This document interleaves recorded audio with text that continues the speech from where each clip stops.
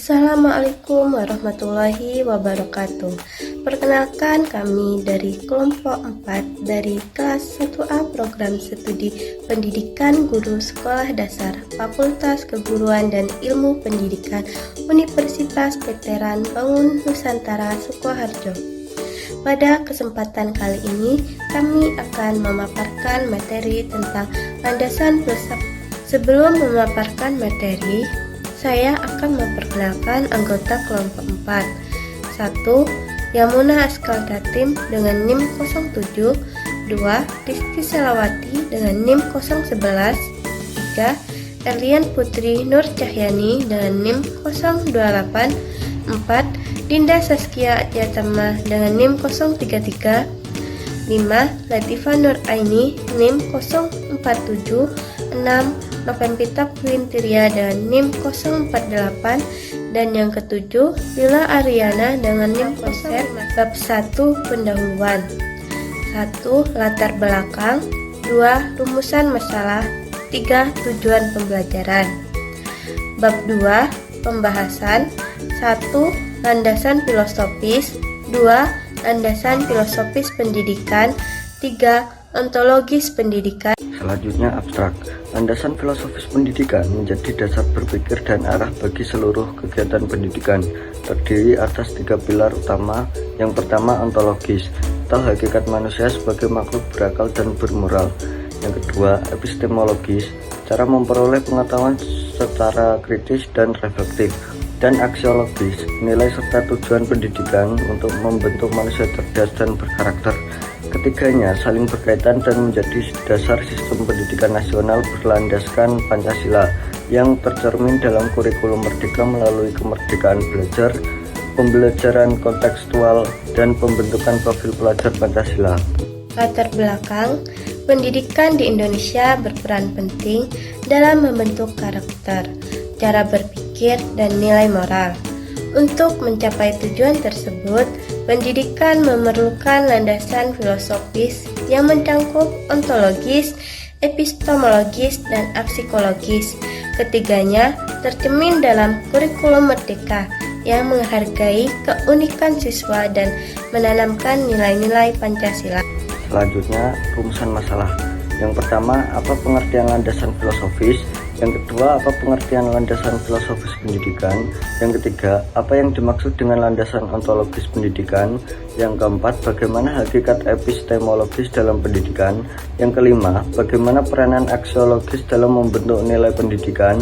Yang keenam, bagaimana ketiga landasan tersebut diintegrasikan dalam sistem pendidikan nasional? Tujuan pembelajaran. Yang pertama, untuk mengetahui pengertian landasan filosofis. Yang kedua, untuk memahami pengertian landasan filosofis pendidikan.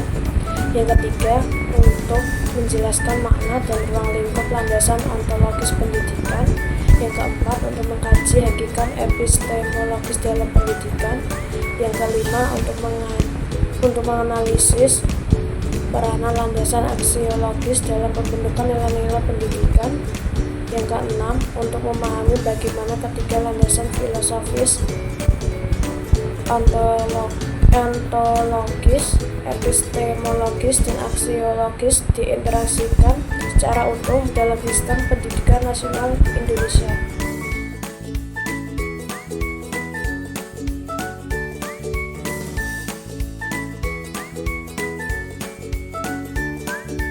Selanjutnya, pengertian landasan filosofis. Landasan filosofis pendidikan adalah fondasi fundamental yang mengarahkan praktik pendidikan, menentukan tujuan, metode, dan isinya melalui ontologi, epistemologi, dan aksiologi. Ini mendasari perumusan tujuan pendidikan yang selaras dengan potensi anak dan kesejahteraan manusia, serta menjadi pijakan nilai-nilai luhur dari budaya, agama, dan kebutuhan masyarakat dalam kurikulum.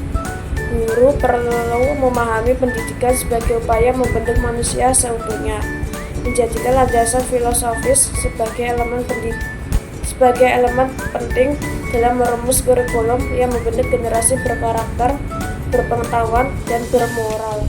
Yang selanjutnya yaitu pengertian landasan filosofis. Landasan filosofis pendidikan merupakan dasar penting dalam proses pendidikan.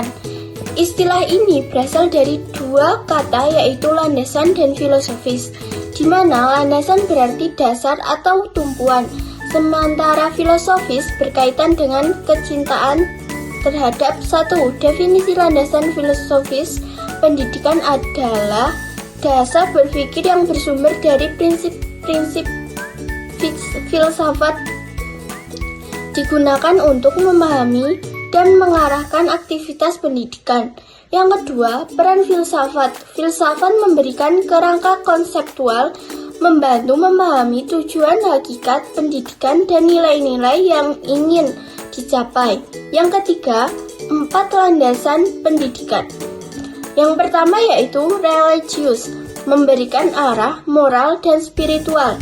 Yang selanjutnya, landasan ilmiah menyediakan dasar rasional dan empiris.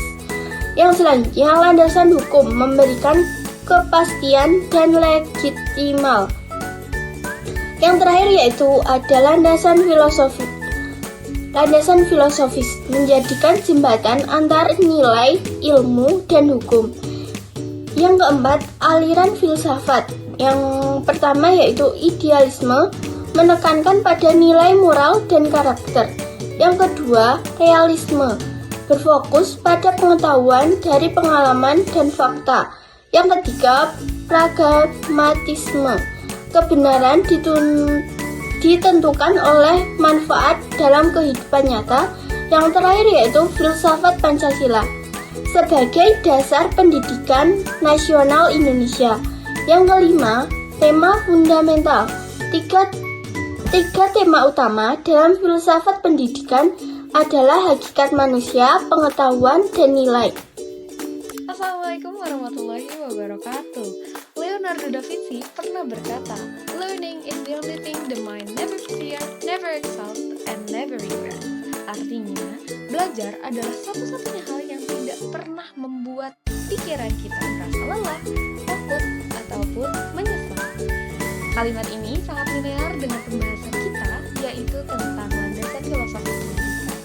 Salam kenal, saya Kamelia Revalina dengan nilai 24,631 dari kelompok 2 bersama rekan-rekan saya, yaitu Jessi Amabel dengan nilai 24008774 dan Nanda Meiviani Ardelia dengan nilai 240567. Kami akan menemani kalian dalam menit-menit ke depan membahas mengenai landasan filosofi pendidikan untuk memenuhi tugas mata kuliah landasan pendidikan yang diampu oleh Bapak Faisal Simanjorang.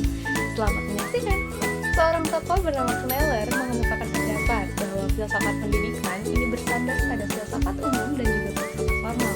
Oleh karena itu, mari kita renungi sejenak filsafat itu sebenarnya apa sih teman-teman? Filsafat diambil dari bahasa Yunani kuno, yaitu philos yang artinya cinta yang sangat mendalam dan sophia yang artinya adalah kearifan atau kebajikan. Filsafat diartikan sebagai sebuah pandangan kritis yang mendalam sampai ke akar-akarnya. Hal ini sesuai dengan pendapat dari Mugi Suseno yang mengatakan bahwa filsafat adalah ilmu yang kritis. Setelah kita memahami definisi dari filsafat sendiri, kita harus memahami apa sebenarnya metode-metode yang bisa digunakan untuk memahami filsafat pendidikan.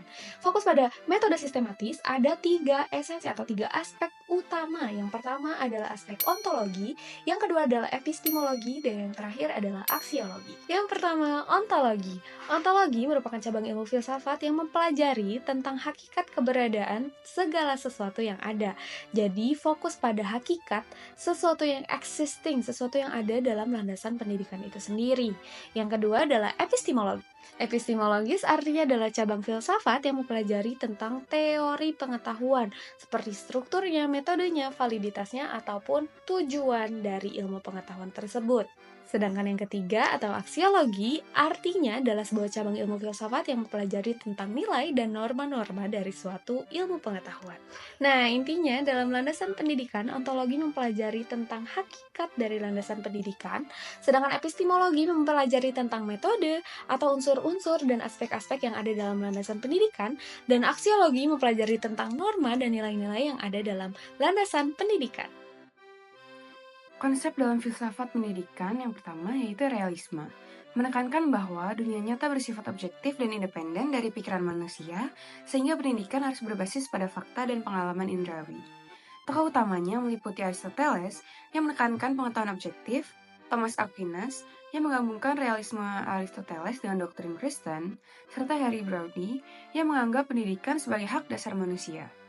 Dalam aspek metafisika dan epistemologi, realisme berpendapat bahwa realitas tetap ada meskipun tidak dipikirkan, dan pengetahuan diperoleh melalui pengalaman serta pemikiran rasional. Dari sisi aksiologi, nilai dan etika didasarkan pada hukum alam dan rasionalitas. Sementara dalam logika, metode deduktif dan induktif digunakan untuk memahami realitas. Implikasi realisme dalam pendidikan terlihat dalam peran guru sebagai pembimbing yang membantu siswa memahami dunia secara objektif dengan kurikulum yang berfokus pada mata pelajaran inti seperti sains, matematika, dan sejarah. Metode pembelajaran dalam pendekatan ini berbasis eksperimen, diskusi, serta demonstrasi ilmiah, dan juga evaluasi pendidikan dilakukan melalui standar akademik yang terstruktur.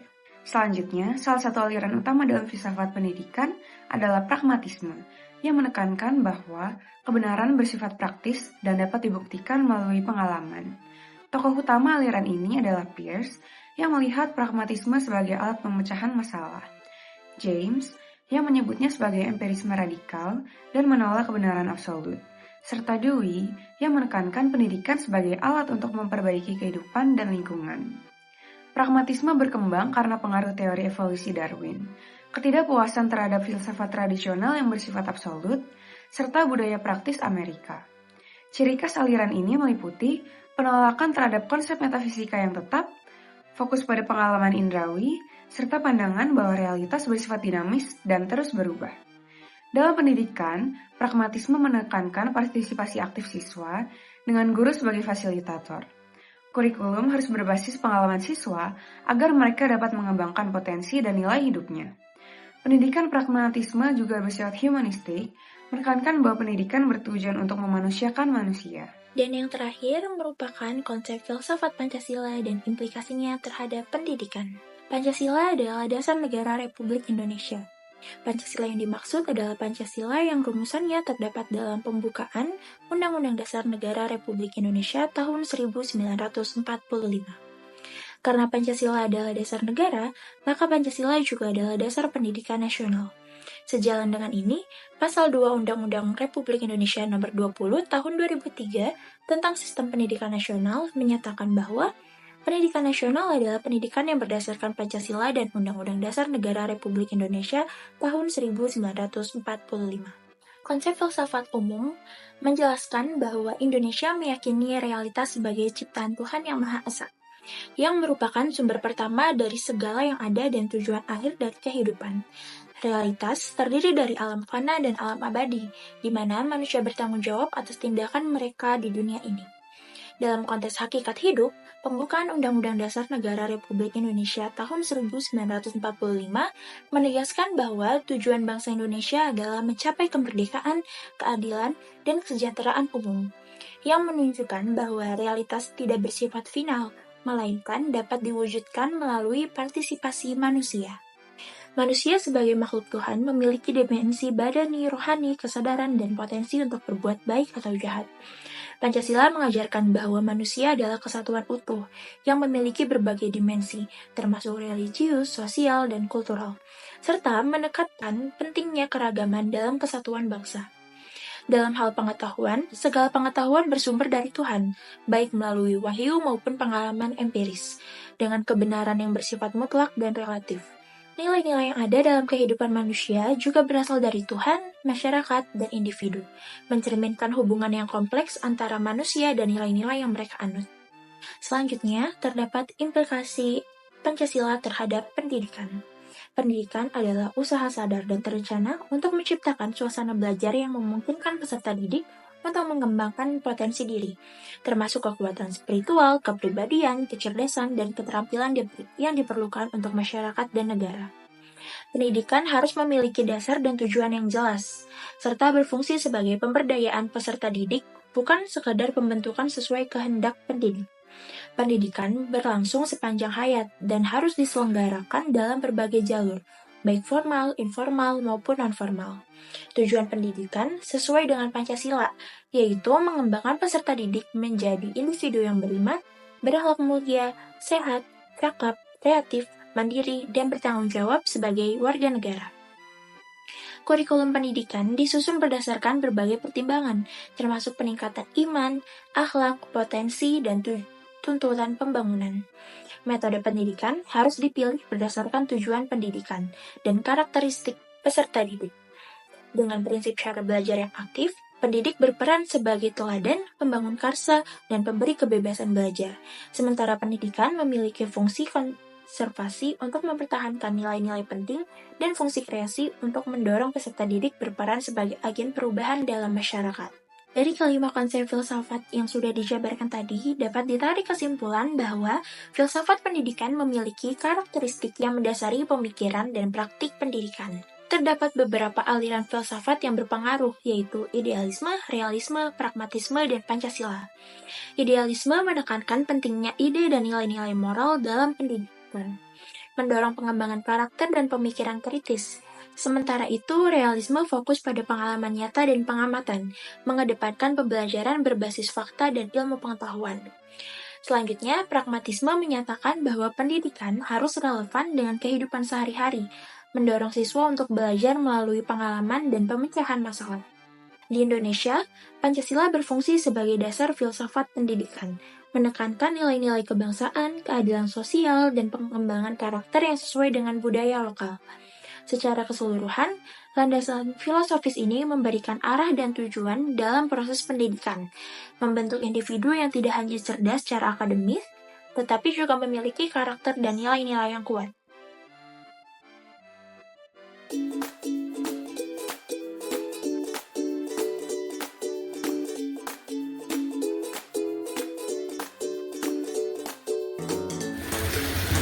Pengertian landasan ontologis pendidikan.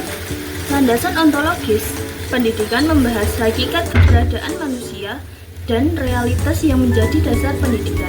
Menurut Hardardiri, Puswastuti, dan Montawi tahun 2021, manusia sebagai peserta didik bukan hanya makhluk fisik, tetapi juga memiliki dimensi spiritual, moral, dan batiniah.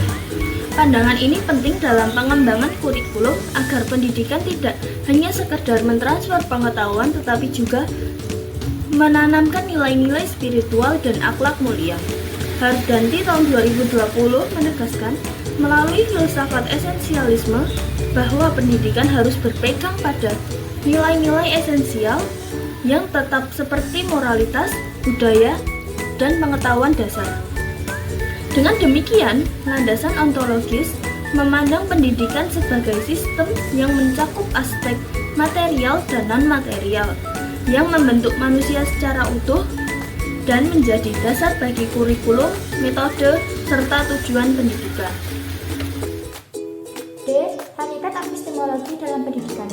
Epistemologi berasal dari Yunani episteme atau pengetahuan dan logos yang berteori, merupakan cabang filsafat yang mengkaji asal, struktur, metode, dan kualitas pengetahuan secara kritis dan normatif. Dalam pendidikan, epistemologi membahas asal-usul, sumber, dan cara memperoleh pengetahuan secara rasional dan ilmiah guna membentuk peserta didik yang kritis, objektif, dan bijaksana. Menurut para ahli, Ranielson 2016 menelaah sifat, tujuan, dan praktik pendidikan termasuk analisis pengetahuan dan konteks sosialnya. Abidin Nurdin DKK 2016 dalam pendidikan Islam, sumber pengetahuan utama adalah wahyu. Pendidikan harus menumbuhkan intelektual, keterampilan, dan akhlak. Harvey Siegel 2018 menekankan kebenaran keyakinan rasional, pemahaman, dan kebijakan faktual. Secara keseluruhan, epistemologi berfungsi menelusuri sumber dan kebenaran ilmu serta menumbuhkan kemampuan individu untuk memperoleh pengetahuan yang sah dan benar. Selanjutnya, peranan aksiologis dalam membentuk nilai pendidikan. Aksiologi dari bahasa Yunani axios yaitu nilai dan logos yaitu ilmu adalah cabang filsafat yang membahas nilai-nilai moral, estetika, dan etika sebagai pedoman hidup. Dalam pendidikan, aksiologi mempelajari nilai-nilai yang mendasari tujuan dan arah proses pendidikan. Peran aksiologi dalam pendidikan.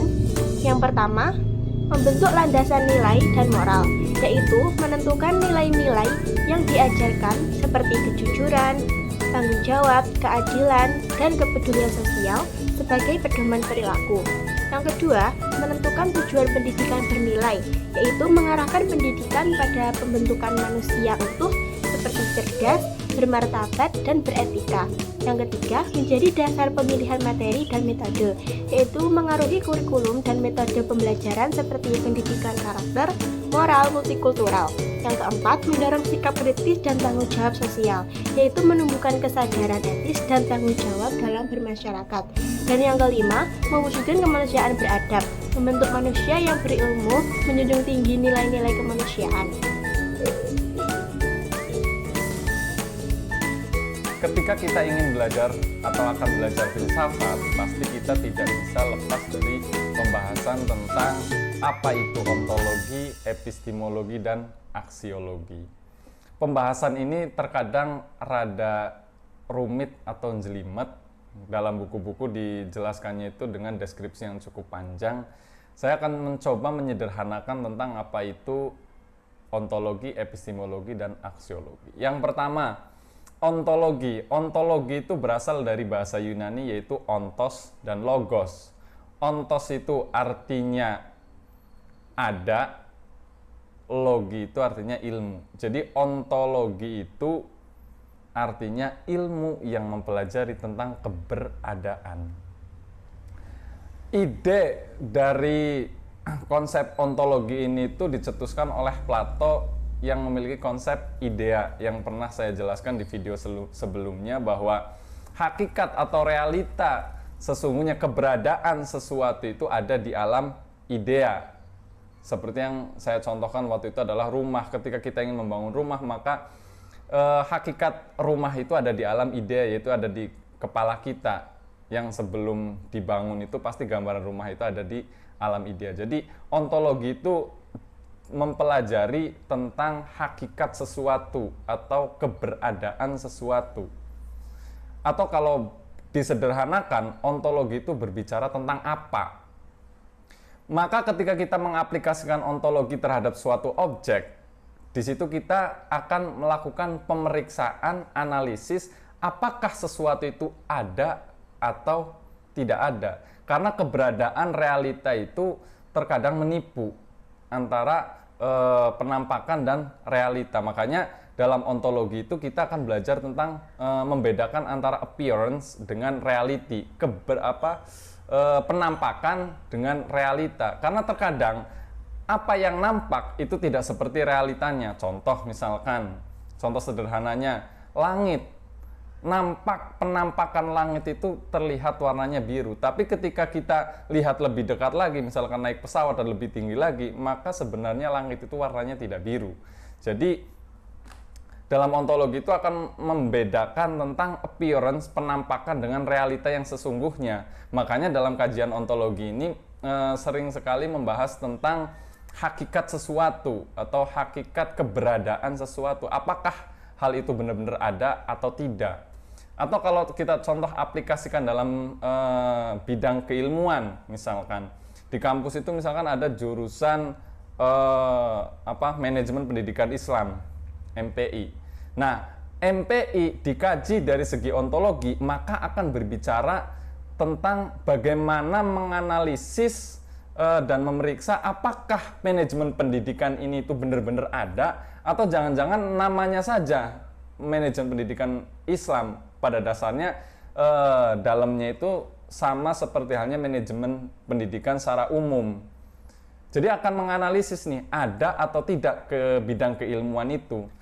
Kalau manajemen pendidikan setelah dikaji secara ontologis itu menghasilkan bahwa MPI itu emang benar-benar ada, maka langkah selanjutnya itu adalah mengkajinya secara epistemologi. Apa itu epistemologi? Epistemologi juga berasal dari bahasa Yunani yang berasal dari kata episteme dan logos. Episteme itu artinya pengetahuan, logos itu artinya ilmu. Jadi epistemologi itu adalah ilmu atau yang membahas tentang pengetahuan.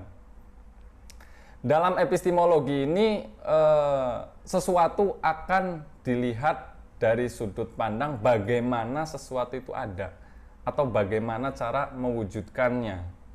Makanya sering istilah dengan metodologi. Epistemologi itu adalah metodologinya, bagaimana cara keilmuan itu ada. Maka dalam epistemologi ini akan berbicara tentang sumber, karakteristik atau dasar atau bagaimana cara mendapatkan pengetahuan itu.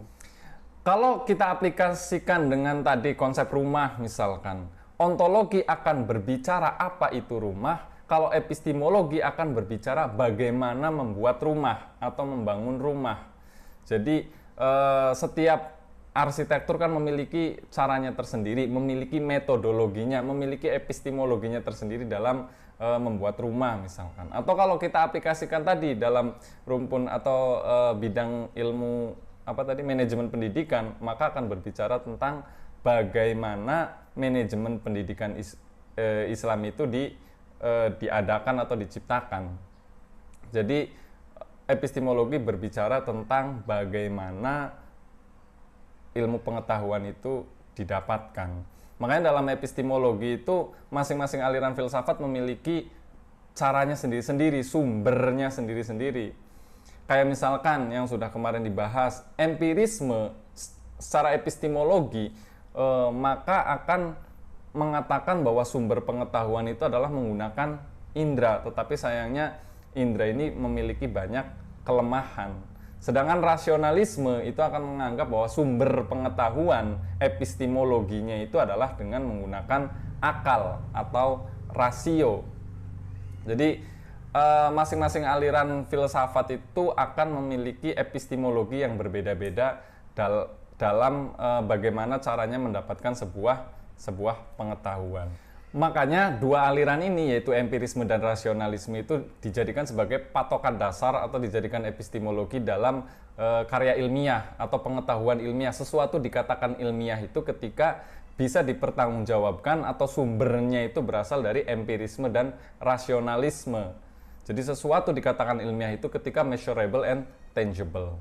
Kemudian yang terakhir itu adalah aksiologi. Aksiologi berasal dari bahasa Yunani juga, yaitu aksio dan logos. Aksio itu artinya nilai, logos itu artinya ilmu. Jadi aksiologi ilmu yang berbicara tentang nilai atau kegunaan. Tadi kita sudah membahas tentang ontologi, itu berbicara tentang sesuatu itu ada atau tidak. Epistemologi itu berbicara bagaimana sesuatu itu ada, maka aksiologi berbicara tentang nilainya, manfaatnya itu apa. Kalau kita aplikasikan ke contoh tadi, maka kita akan berbicara tentang kegunaan dari rumah atau kegunaan dari manajemen pendidikan Islam itu. Kalau kita sederhanakan sebenarnya dalam satu kata, ontologi itu artinya apa, epistemologi itu bagaimana, dan aksiologi itu adalah mengapa. Sederhananya seperti itu. Selanjutnya, bagaimana ketiga landasan tersebut diintegrasikan dalam sistem pendidikan nasional. Pancasila menjadi dasar pendidikan nasional secara ontologis atau hakikat, epistemologis atau metode, dan aksiologis atau nilai, bertujuan mewujudkan masyarakat adil dan sejahtera. A. Ontologis. Hakikat sila Pancasila adalah manusia, individu, sosial, lahiriah, batiniah. Contoh, Bhinneka Tunggal Ika, musyawarah. B. Epistemologis. Pancasila sebagai sistem pengetahuan yang rasional, ilmu tidak bebas nilai. Contoh, nilai luhur Pancasila, falsafah Jawa, dan adat Minang. C. Aksiologis. Pancasila sebagai sistem nilai yang normatif, sesuai kodrat manusia dan moralitas. Contoh, pembangunan berkeadilan, pemberantasan korupsi, dan HAM. Pancasila perlu dihayati dan diamalkan sebagai pedoman hidup berbangsa dan bernegara.